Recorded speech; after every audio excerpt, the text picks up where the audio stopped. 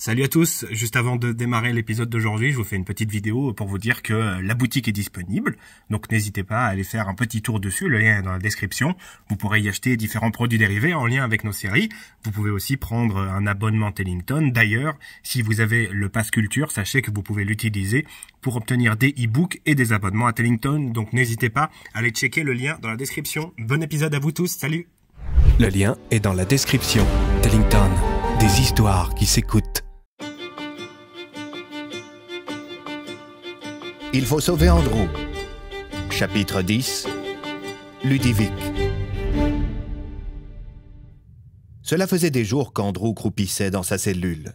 Railway avait cessé de l'interroger quotidiennement et les seuls repères temporels qui restaient au propriétaire de porte étaient la livraison des repas, une sorte de soupe insipide servie avec un quignon de pain et les quelques rayons de soleil qui perçaient par le soupirail qui trônait au-dessus de sa tête. Le matin, il était généralement réveillé par le bruit des sabots des chevaux qui claquaient contre les pavés de la cité impériale.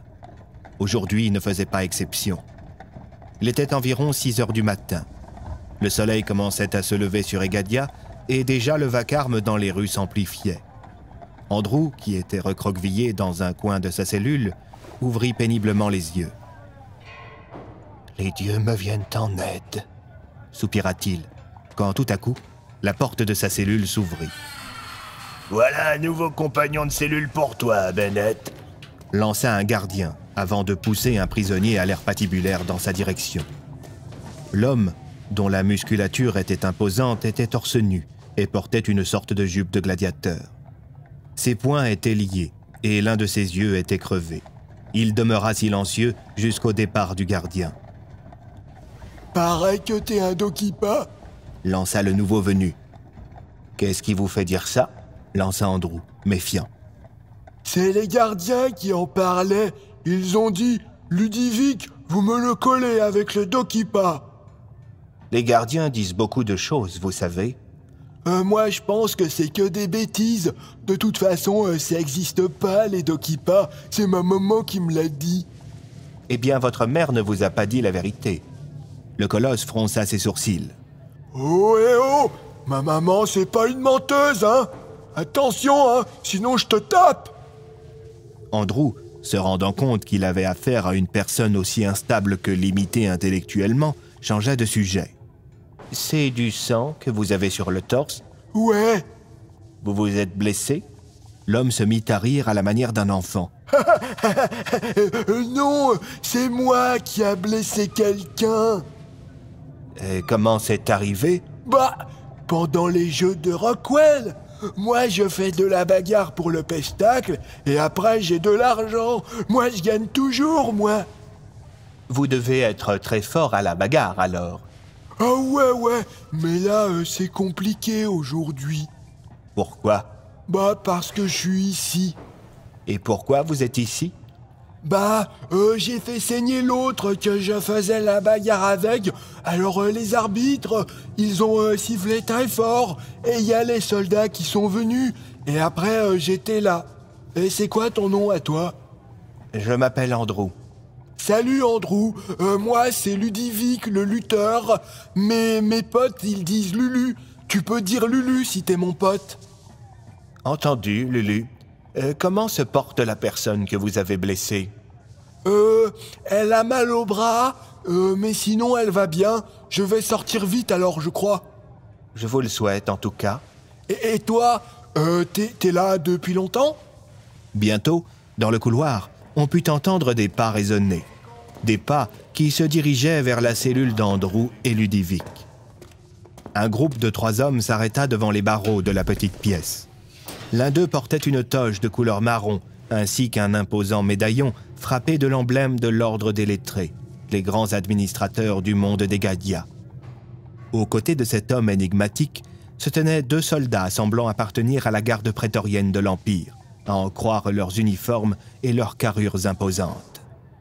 Andrew pensa dans un premier temps que ces visiteurs étaient là pour lui. Mais le doute fut dissipé quand le lettré déposa sur son nez de petites lunettes dorées qu'il ajusta avant de plonger son regard dans celui de Ludovic. « Ludovic Premwerk ?»« C'est moi !» lança le gros balourd en souriant. Je suis le lettré Fantochin. J'ai été chargé par le ministère public impérial de veiller au bon déroulement de l'exécution de votre peine. Je comprends pas, lança Ludovic, confus. Le lettré n'écouta pas. Il poursuivit. Étant donné la nature de votre crime et le fait que vous n'êtes pas un citoyen de l'Empire, compte tenu des dispositions nouvelles concernant les personnes issues des territoires extérieurs, en vertu des articles 119b et 45c du Code rockwellien et l'article 7 du Code de l'immigration, vous êtes condamné à la peine capitale avec exécution immédiate de la sentence, sans bénéficier du droit à un procès équitable. Je comprends pas ce que vous dites, lança une nouvelle fois Ludovic. Andrew, choqué par ce qu'il venait d'entendre, ne put s'empêcher d'intervenir. Attendez, cet homme est condamné à mort pour en avoir blessé un autre dans le cadre d'une compétition sportive? En entendant les mots d'Andrew, les deux soldats voulurent pénétrer dans la cellule du Dokipa pour lui coller une correction. Ils furent arrêtés dans leur élan par le lettré qui les stoppa d'un simple geste de la main. Cet homme, comme vous dites, a blessé un citoyen de l'Empire appartenant aux classes dirigeantes du pays. Comme il n'a pas la citoyenneté rockwellienne, notre droit ne le protège pas. L'article 7 du Code de l'immigration stipule « Tout individu commettant un crime et n'ayant pas la citoyenneté rockwellienne se verra automatiquement condamné à une peine régie par le droit administratif. Il ne pourra ni bénéficier d'un procès, ni voir sa peine aménagée, ni la contester. Elle sera exécutée sur un simple décret du juge des non-citoyens. » « Mais c'est ignoble !» s'exclama Andrew. « Je croyais que les lettrés étaient des gens raisonnables et mesurés qui aspiraient à une forme de justice. » Les lettrés, monsieur, sont de simples administrateurs au service des États. Le code de l'ordre est très clair là-dessus. Nous devons mettre de côté notre morale personnelle au profit des nations que nous servons. Il s'avère que l'ordre m'a affecté au service de l'Empire, je fais donc tout simplement mon travail. « Et votre travail, c'est de faire tuer des innocents ?» Aux yeux des lois de cet État, cet homme n'est pas un innocent. Trêve de bavardage. Nous allons être en retard et j'ai encore 12 prisonniers à visiter. Le lettré se tourna vers les prétoriens et ces derniers ouvrirent la cellule. L'un d'eux plaqua violemment Andrew contre le mur pour qu'il ne tente rien et le second poussa Ludovic vers la sortie. « Tu vois, Andrew, je t'avais dit que j'allais sortir vite. » Malgré l'échange entre le propriétaire de porte et le lettré, Ludovic ne semblait pas comprendre que ce qui l'attendait dehors, ce n'était pas la liberté, mais un peloton d'exécution. Andrew, la gorge serrée, ne put contenir ses larmes. « Hé, Ludovic, je suis vraiment un Dokipa, tu sais. »« Ouais, n'importe quoi, ça n'existe pas, » répondit le lutteur avec un grand sourire. Andrew leva les yeux au ciel, se concentra quelques secondes et fit apparaître sa porte dans le couloir, juste sous les yeux des prétoriens et du lettré. « Oh, une porte magique! Oh, alors c'est vrai! Tiens, Dokipa, un vrai de vrai! » Eh oui, je te l'avais dit, Ludovic. Eh dis, tu m'emmèneras faire une balade avec ta porte magique quand tu sortiras? Oui, si tu veux. On ira faire un petit tour, lança Andrew, faisant de son mieux pour ne pas s'effondrer. Ce qu'il finit tout de même par faire, avant de se mettre à fixer une araignée au plafond qui avait visiblement capturé une mouche dans sa toile. Quelques instants plus tard, il entendit dehors une rafale de balles, et puis plus rien. Ludovic était mort.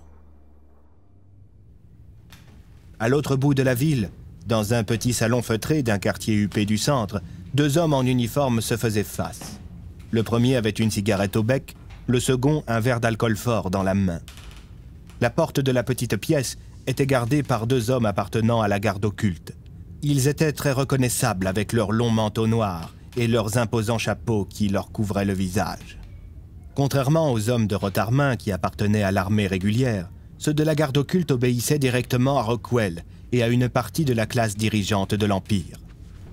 Je constate que les deux molosses que l'on vous a assignés ne vous lâchent plus, mon général, lança Railway, avant de tirer sur sa cigarette. Richard est sur les dents en ce moment. Il a flanqué tout son état-major sous surveillance. Nos hommes de confiance ont été remplacés par des hommes de méfiance. Je ne suis plus aussi libre qu'avant. Soyez assurés qu'avec l'artefact que je convoite, la guerre prendra un autre tournant. La pression retombera et vous en récolterez les honneurs, mon général. Rotarmin afficha un sourire en coin avant de tremper les lèvres dans son verre. Vous savez, Relway, je vous aime bien. Vous trahissez les bonnes personnes et vous faites attention à rester loyal à ceux qu'il ne faut pas avoir contre soi. Et vous êtes en ce sens un modèle pour moi, mon général. Je n'ai pas de doute que vous finirez par me dépasser, quand je vous y autoriserai. Vous songez à la retraite? À l'exil, plutôt. Je suis en train de créer un réseau avec des hommes de confiance. Si l'Alliance autonome reprend du poil de la bête, je redoute une nouvelle purge. Mon général, j'imagine mal l'empereur vous écarter. Vous êtes de vieux amis, non? Richard et moi, c'est une longue histoire. Mais le point final de cette histoire pourrait bien ne pas venir de lui, mais de son entourage. Vous pensez à sa femme? Son conseiller. L'homme qui opère en coulisses a une influence grandissante sur la famille. J'ai mal anticipé et maintenant il a trop de cartes en main. Voulez-vous que je m'attelle à la résolution de ce problème? Non. Concentrez-vous sur le passe-partout du Dokipa Bennett. C'est la clé de voûte du plan. Moi, je m'occupe de préparer les bataillons. La logistique que nous devons mettre en place est très lourde, d'autant que nous ne devons pas éveiller les soupçons de l'Alliance.